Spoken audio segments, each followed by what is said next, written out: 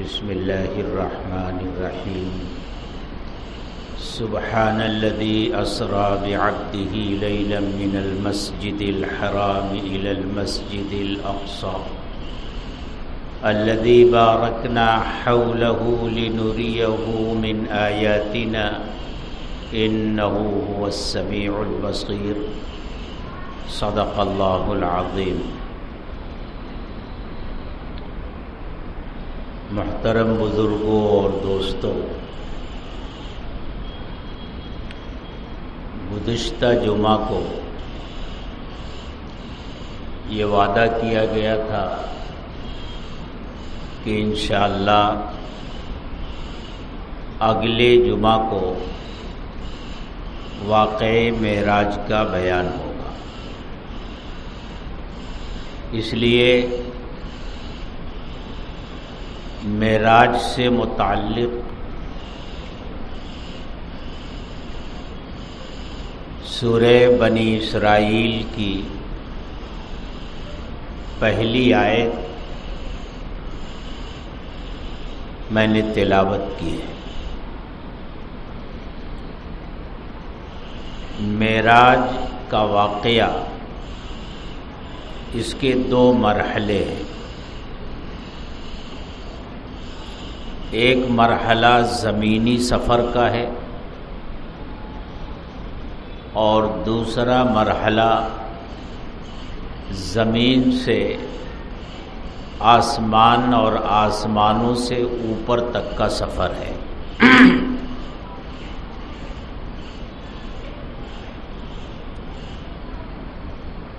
زمینی سفر مسجد حرام سے شروع ہو کر بیت المقدس پر ختم ہوتا ہے اور پھر بیت المقدس سے آسمانی سفر شروع ہوتا ہے۔ اللہ تبارک و تعالی نے حضرت محمد الرسول اللہ صلی اللہ علیہ وسلم کو جسم اور روح دونوں کے ساتھ یہ سفر کروایا۔ آپ مسجد حرام سے بیت المقدس تشریف لے گئے اور پھر بیت المقدس سے آسمان اور اس کے اوپر تک کا سفر ہوا۔ اس سفر کا تذکرہ قرآن میں بھی ہے اور احادیث مبارکہ میں بھی ہے، اور بہت سے صحابہ کرام رضوان اللہ تعالی علیہم اجمعین نے اس سفر کے تفصیلات اور اس کی جزئیات کو بیان فرمایا ہے۔ لیکن اس سے پہلے کہ میں اس سفر کے سلسلے کی شروعات بیان کروں اور واقعات آپ کے سامنے بیان کروں، میں یہ چاہتا ہوں کہ اس سے پہلے ہمارے اور آپ کے علم میں یہ بات لائی جائے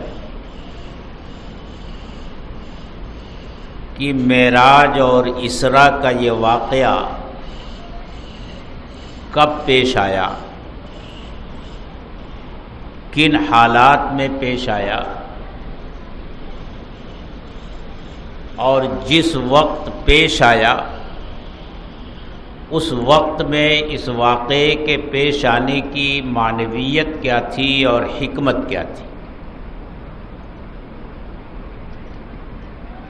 آپ جانتے ہیں کہ اللہ کے رسول صلی اللہ علیہ وسلم کے اوپر پہلی وحی جب نازل ہوئی تو اس وقت آپ کی عمر شریف 40 سال تھی۔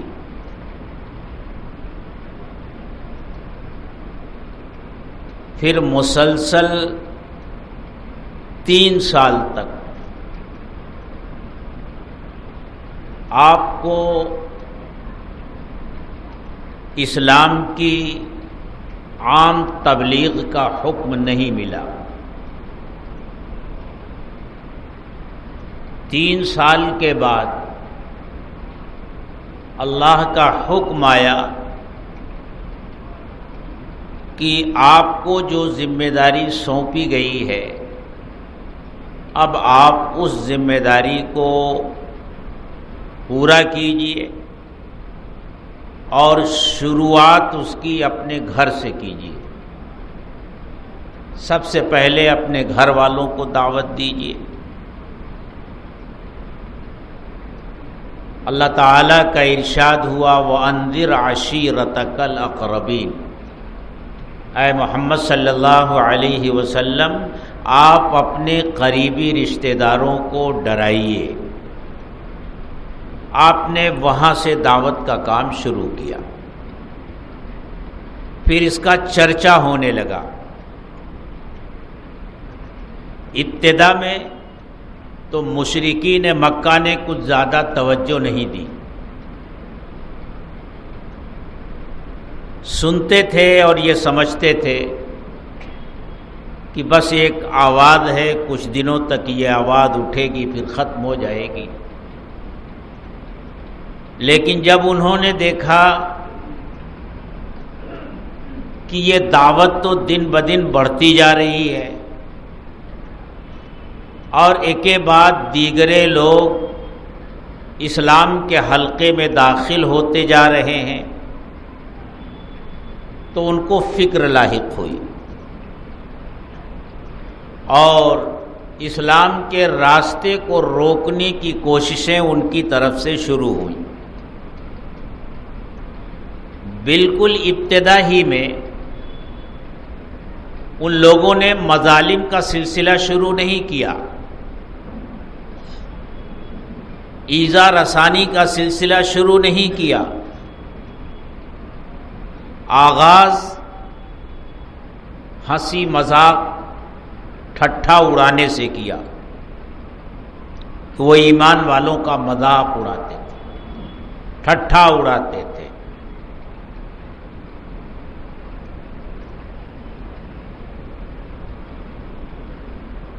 وہ جب اللہ کے رسول صلی اللہ علیہ وسلم کے پاس سے گزرتے تھے تو وہ کہتے تھے یہی وہ ہیں جن کے اوپر ان کے کہنے کے مطابق اللہ کی طرف سے وحی آتی ہے؟ ہم تو سمجھتے ہیں کہ آپ دیوانے ہیں۔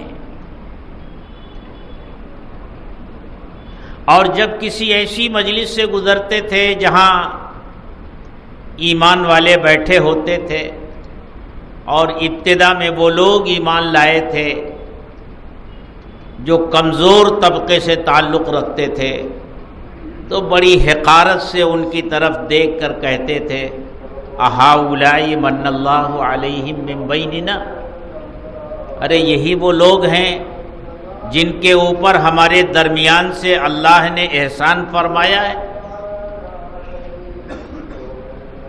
اور کبھی ایسا ہوتا تھا کہ جب وہ آپ کو قرآن پڑھتے ہوئے سنتے تھے تو اس طرح گھورتے تھے اور سرخ سرخ آنکھوں سے دیکھتے تھے کہ ایسا لگتا تھا کہ اگر ان کا بس چلے تو وہ اپنی نظروں کے ذریعے ہی آپ کو گرا دیں۔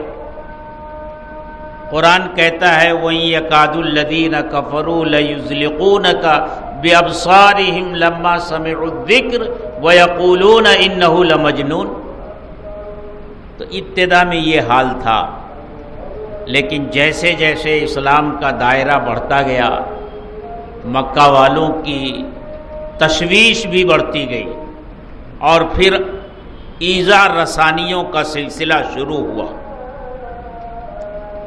آغاز تو ان مسلمانوں سے کیا جو کمزور تھے، جن کے پیچھے نہ ان کا اپنا خاندان تھا نہ قبیلہ تھا، بلکہ وہ کسی کے غلام تھے۔ سب سے پہلے ان کو مشق ستم بنایا گیا، پھر دھیرے دھیرے یہ سلسلہ بڑھتا گیا اور وہ لوگ بھی زد میں آنے لگے جن کا اپنا خاندان مکے میں تھا، ان کا اپنا قبیلہ تھا، وہ معزز قبیلے کے معزز فرد تھے، ان کو بھی ستایا جانے لگا، ان کو بھی تکلیفیں دی جانے لگی۔ لیکن ابھی ان کو حوصلہ یہ نہیں ہوتا تھا کہ وہ اللہ کے رسول صلی اللہ علیہ وسلم کے اوپر ہاتھ ڈالیں اور آپ کے خلاف کوئی سخت کارروائی کریں، اس لیے کہ وہ جانتے تھے کہ آپ کے سب سے بڑے پشت پناہ آپ کے چچا ابو طالب ہیں، اور ابو طالب خاندان بنو ہاشم کے سربراہ ہیں، مکہ کے ایک معزز سردار ہیں، ان کا گھرانہ معزز ہے، وہ خود معزز ہیں، مکے میں ان کا احترام ہے، اور ابو طالب کے ہوتے ہوئے اللہ کے رسول صلی اللہ علیہ وسلم کے اوپر کھل کر ظلم و ستم کے پہاڑ نہیں توڑے جا سکتے، اس لیے ان لوگوں نے ابو طالب سے بات کرنا ضروری سمجھا۔ سیرت کی کتابوں میں آتا ہے کہ ابو طالب کے پاس وہ وفد کی شکل میں کئی مرتبہ آئے اور ان سے یہ درخواست کی کہ آپ اپنے بھتیجے کو سمجھائیے۔ آخر میں یہاں تک ان لوگوں نے کہا کہ مکے کا یہ بڑا سردار ہے، اس کا یہ بڑا ہونہار بیٹا ہے، آپ اس کو اپنے پاس رکھ لیجئے اور محمد کو ہمارے حوالے کر دیجئے تاکہ ہم محمد کو قتل کر دیں۔ ابو طالب نے کہا کہ یہ تم نے کتنی بڑی ناانصافی کی بات کی کہ تمہارے بچے کو تو میں پالوں، اس کی پرورش کروں، اور تم میرے بھتیجے کو قتل کر دو، قتل کرنے کے لیے میں اپنے بھتیجے کو تمہارے حوالے کر دوں، ایسا نہیں ہو سکتا۔ ابو طالب نے یہ سمجھ لیا کہ اب محمد صلی اللہ علیہ وسلم کے لیے خطرات بڑھتے جا رہے ہیں، تو انہوں نے بنو ہاشم اور بنو مطلب ان دونوں خاندان کے لوگوں کو جمع کیا۔ اس میں وہ لوگ بھی تھے جو ایمان لے آئے تھے اور خاندان کے وہ لوگ بھی تھے جو ایمان نہیں لائے تھے۔ ابو طالب نے ان دونوں خاندانوں سے یہ کہا کہ تمہاری ذمہ داری ہے حضرت محمد صلی اللہ علیہ وسلم کی حفاظت کرنا اور دشمنوں سے انہیں بچانا۔ جو ایمان لائے تھے وہ تو ہمہ وقت تیار تھے، لیکن جو ایمان نہیں لائے تھے لیکن آپ کے ساتھ ان کا خاندانی یا نسبی رشتہ تھا، وہ بھی اس بات پر متفق ہو گئے کہ ہم آپ کی حفاظت ہر حال میں کریں گے، سوائے ایک شخص کے، اور وہ آپ کا حقیقی چچا ابو لہب تھا، جس نے اس وقت بھی آپ کی مخالفت کی۔ سب سے پہلی مخالفت کرنے والا آپ کا چچا ابو لہب ہی تھا۔ اس وقت بھی اس نے اپنے خاندان اور اپنے قبیلے سے ہٹ کر آپ کی مخالفت کی۔ ایک طرف یہ واقعہ ہوا، اور اس سے کچھ ہی پہلے حضرت حمزہ رضی اللہ تعالی عنہ بھی ایمان لا چکے تھے، اور اس کے چند ہفتوں بعد حضرت عمر فاروق رضی اللہ تعالی عنہ بھی مشرف باسلام ہو چکے تھے۔ ان تمام واقعات نے قریش مکہ کو اس مسئلے پر بہت ہی سنجیدگی کے ساتھ غور و فکر کرنے پر مجبور کر دیا کہ حضرت حمزہ جیسا بہادر، حضرت عمر جیسا جری، یہ دونوں حلقہ بگوش اسلام ہو چکے ہیں، اور بنو ہاشم اور بنو مطلب آپ کی حمایت اور آپ کی مدد پر کمر بستہ ہو چکے ہیں، اب حضرت محمد صلی اللہ علیہ وسلم کو قتل کر دینا آسان نہیں ہے. مکہ کی گلیوں میں خونریزی ہوگی اور خون بہے گا. کوئی ایسا طریقہ اختیار کیا جائے کہ ایمان لانے والوں کو مجبور کر دیا جائے. نبوت کے 7ویں سال، یعنی آپ کی بعثت کے 7 سال پورے ہو چکے تھے، تو مکہ والوں نے بیٹھ کر آپس میں ایک معاہدہ کیا. آپ کا، آپ کے ماننے والوں کا، اور جو آپ کے حمایتی اور مددگار تھے، ان سب کے بائیکاٹ کا فیصلہ کیا گیا کہ ان لوگوں سے نہ کوئی لین دین کیا جائے گا، نہ میل جول رکھا جائے گا، نہ ان کے درمیان شادی بیاہ کیا جائے گا. ہر طرح سے ان کا بائیکاٹ کیا جائے گا. اور یہ بائیکاٹ کیا گیا اور ایک معاہدہ لکھ کر کے خانہ کعبہ کی دیوار پر آویزاں کر دیا گیا. اس بائیکاٹ کے معاہدے سے ایمان والوں کو کتنی تکالیف کا سامنا کرنا پڑا، کتنی اذیتیں انہیں جھیلنے پڑی، فقر و فاقہ کی کیسی کیسی نوبت آئی. یہ سب سیرت کی کتابوں میں موجود ہے. یہ 3 سال تک یہ معاہدہ چلا.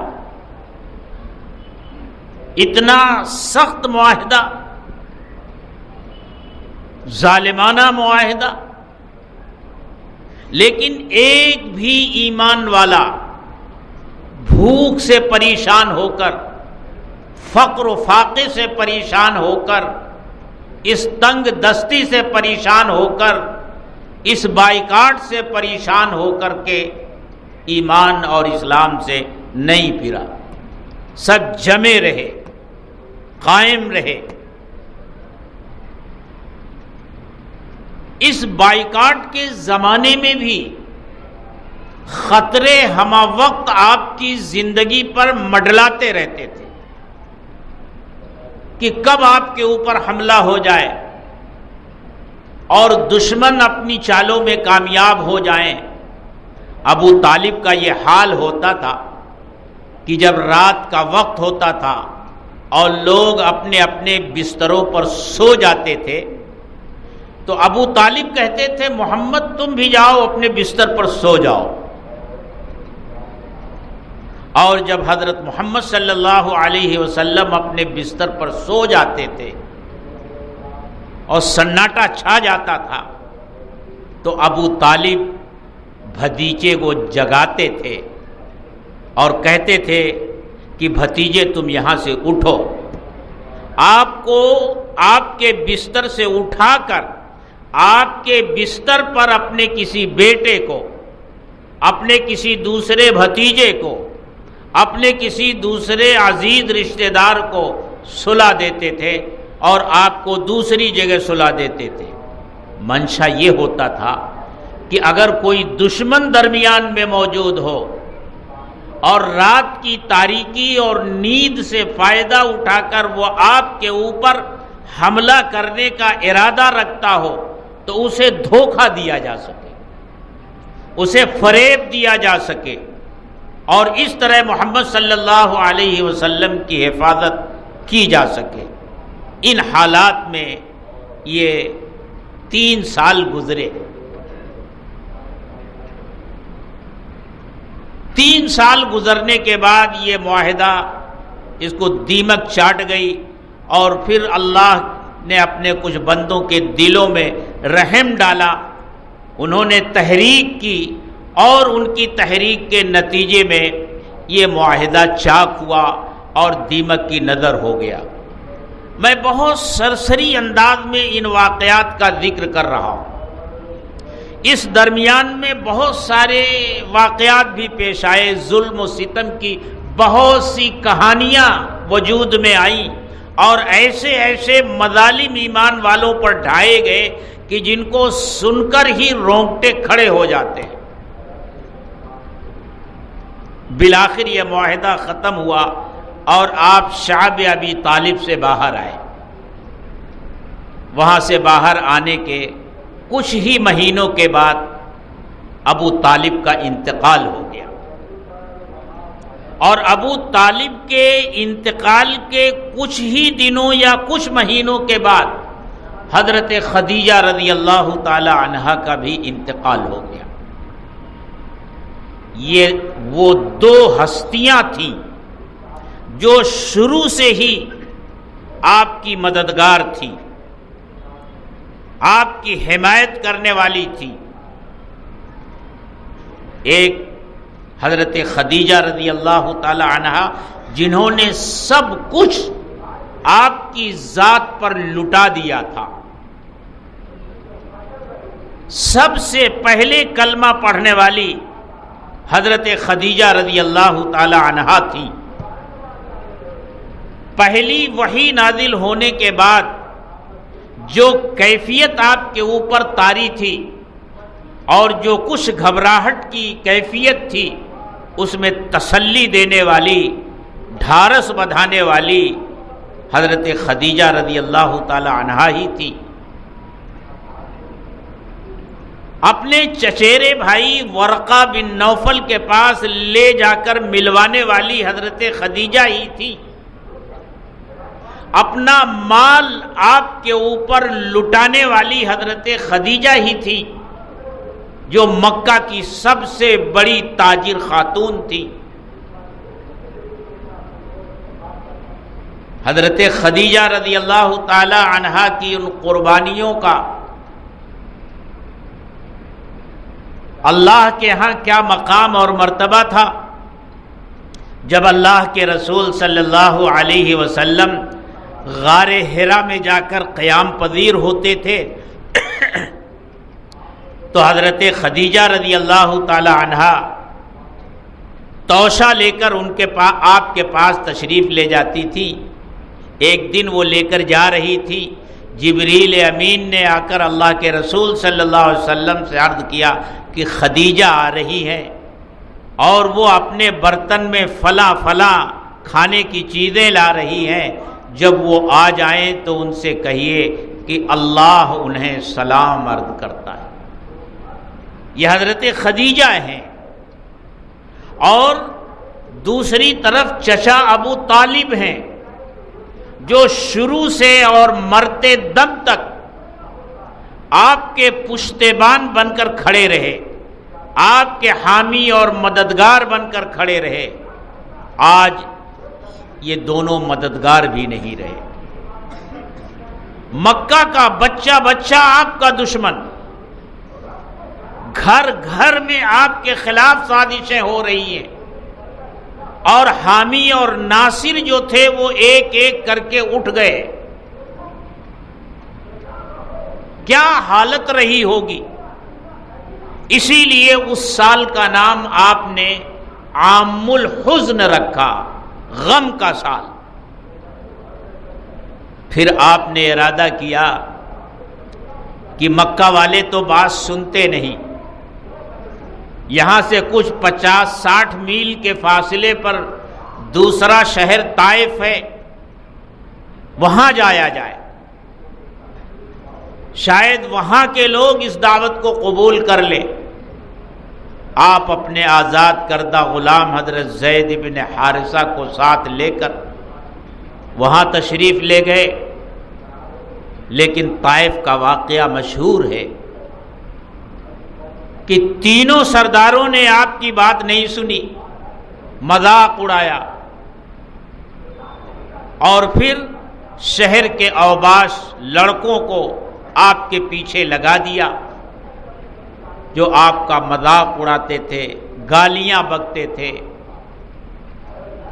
راستے میں چلتے ہوئے آپ کے اوپر پتھر برساتے تھے۔ آپ کے پاؤں مبارک زخمی ہو گئے، جوتے خون سے بھر گئے۔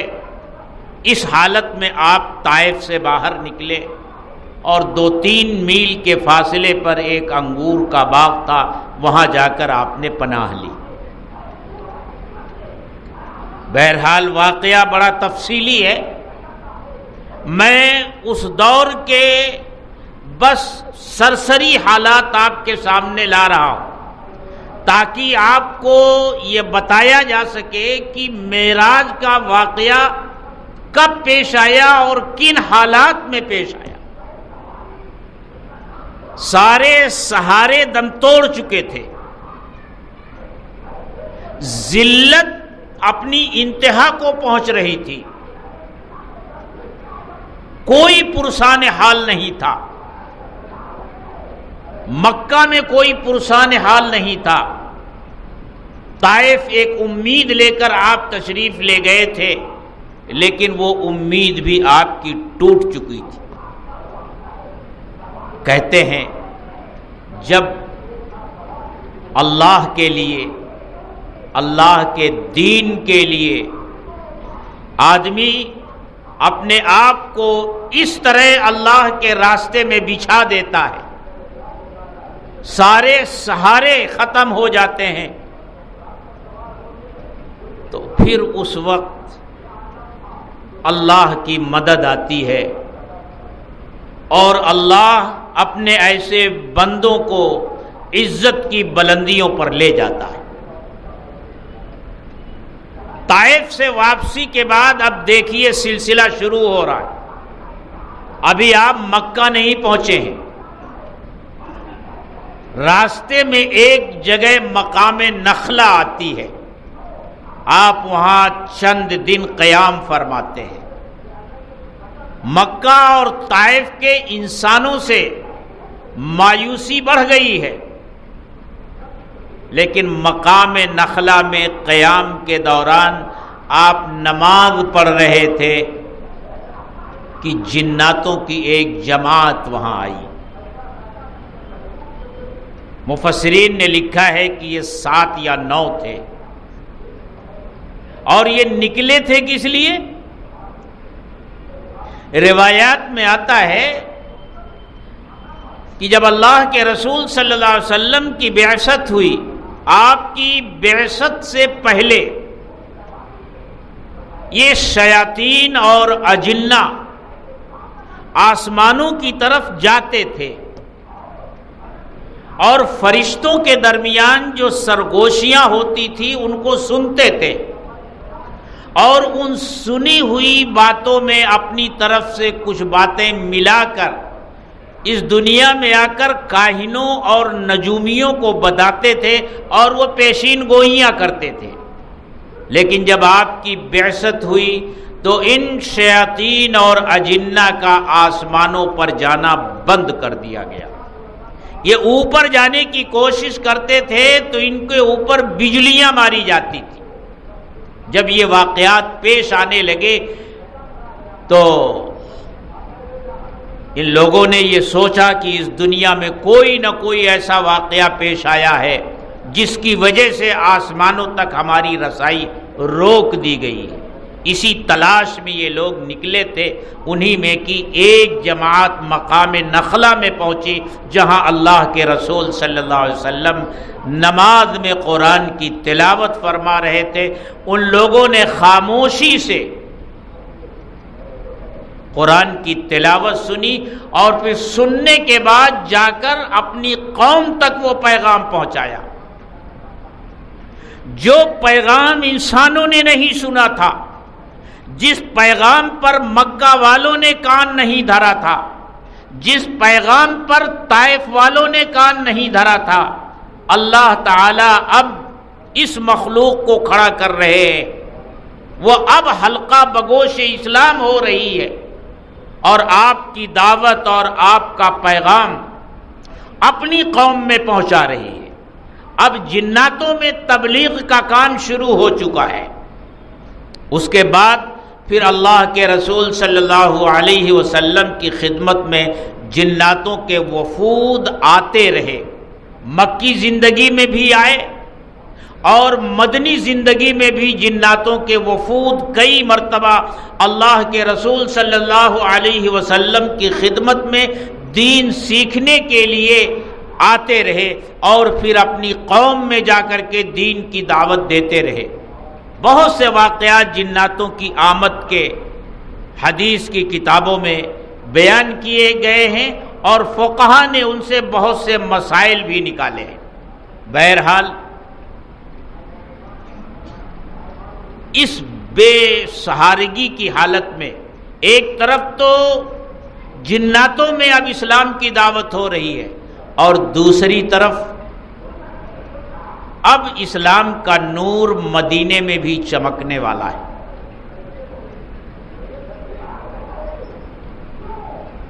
بیعت عقبہ اولا اور بیعت عقبہ ثانیہ شعب ابی طالب سے نکلنے کے بعد کے ہی یہ دونوں واقعات ہیں کہ مدینے کے لوگ، اوس اور خزرج کے لوگ آپ سے ملاقات کرتے ہیں، ایمان لاتے ہیں اور آپ کو اپنے یہاں لے جانے کی پیشکش فرماتے ہیں۔ ان حالات میں معراج کا واقعہ پیش آیا ہے۔ معراج کا واقعہ دراصل آپ کی مکی زندگی، جو مکہ والوں کا ظلم اور جور اور ستم سہتے سہتے گزری تھی، گویا وہ ایک تاریک رات تھی اور ہجرت اس تاریک رات کی گویا صبح ہونے والی تھی۔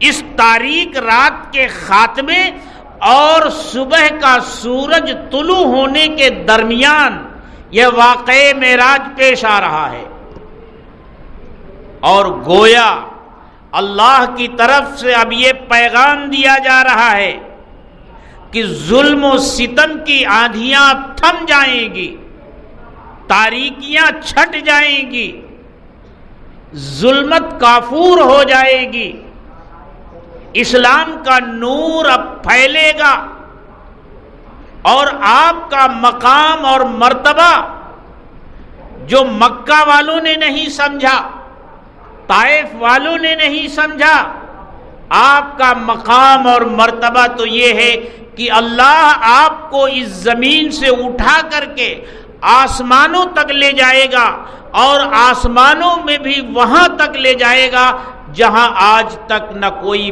پہنچا ہے اور نہ آئندہ کسی کی وہاں تک رسائی ہو سکے گی۔ تو معراج، ایسے مرحلے پر معراج کا یہ واقعہ پیش آ رہا ہے۔ یہ واقعہ اس وقت پیش آیا جب آپ کی عمر شریف 52 سال تھی، یعنی نبوت کے 12ویں سال۔ مہینہ کون سا تھا؟ 12واں سال تھا یا 10واں سال تھا یا 11واں سال تھا یا 12 سال 2 مہینہ، 12 سال 3 مہینہ، 12 سال 6 مہینہ؟ مہینہ کون سا تھا؟ رجب کا تھا، رمضان کا تھا، ربیع الاول تھا، ربیع الاخر تھا یا شوال تھا؟ اتنے اختلافات ہیں۔ یعنی حتمی طور سے نہ کوئی سال متعین کیا جا سکتا ہے، نہ کوئی مہینہ متعین کیا جا سکتا ہے اور نہ کوئی دن اور رات متعین کی جا سکتی ہے، لیکن یہ حقیقت ہے کہ یہ واقعہ پیش آیا، اس میں کوئی شک نہیں، کوئی تردد نہیں۔ جو واقعہ معراج کا انکار کرے گا وہ قرآن کا انکار کرنے والا ہوگا، اور جو قرآن کا انکار کرے گا وہ اسلام سے خارج ہو جائے گا۔ خاص طور سے مسجد حرام سے مسجد اقصی تک کا جو سفر ہے، جس کو عام طور سے اسرا کہا جاتا ہے، اور وہاں سے آسمانوں کے سفر کو معراج کہا جاتا ہے۔ معراج اس لیے کہا جاتا ہے کہ معراج کے معنی عربی زبان میں سیڑھی کے آتے ہیں۔ مسجد اقصی سے آسمانوں کا سفر سیڑھی کے ذریعے آپ کو کروایا گیا ہے، اس لیے اسے معراج کہا جاتا ہے۔ لیکن عام طور سے دونوں سفروں پر لفظ معراج اکٹھا بول دیا جاتا ہے۔ مسجد حرام سے مسجد اقصی اور وہاں سے آسمانوں کی سیر، اس پر معراج کا لفظ بولا جاتا ہے۔ تو یہ واقعہ قرآن میں ہے، احادیث میں ہے، اور یہ آپ کے معجزات میں سے ایک اہم معجزہ ہے اور بڑا معجزہ ہے۔ ہمارے اس ملک میں بہت سے لوگ گزرے ہیں جنہوں نے معجزات کا انکار کیا ہے۔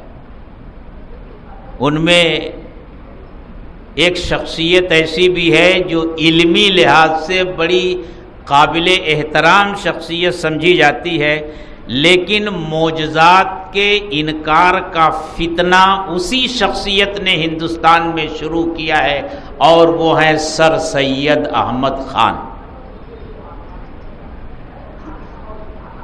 علی گڑھ کی مسلم یونیورسٹی یا جو کالج تھی وہ قائم کر کے ملت کے اوپر یہ احسان تو کیا ہے تعلیم کی لائن سے، لیکن جو گمراہی کا بیج سر سید احمد نے بویا تھا، معجزات کا انکار، معجزات کا انکار، فرشتوں کا انکار، جناتوں کا انکار، یہ بیج تناور درخت بنا، اور رفتہ رفتہ اسی بیج سے جو درخت تیار ہوا، اس کا جو پھل آیا وہ غلام احمد پرویز کی شکل میں پاکستان میں آیا، اور وہیں سے فتنہ انکار حدیث پیدا ہوا، اور ان لوگوں نے اپنے آپ کو اہل قرآن کہنا شروع۔ یہ بیج وہیں سے بویا گیا۔ بہرحال معراج کا بھی انہوں نے انکار کیا تھا، بہت سارے لوگوں نے انکار کیا، لیکن میرے دوستو اس واقعے کا انکار قرآن کا انکار ہے، احادیث مبارکہ کا انکار ہے۔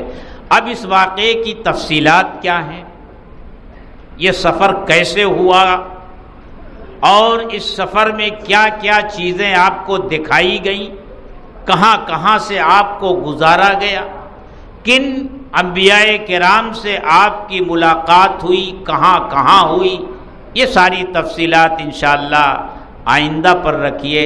اللہ تعالی ہم سب کو اپنی حفاظت میں رکھے، اور ہم سب کو ہدایت کے نور سے ہماری زندگیوں کو اللہ منور فرمائے۔ وآخر دعوانا الحمدللہ رب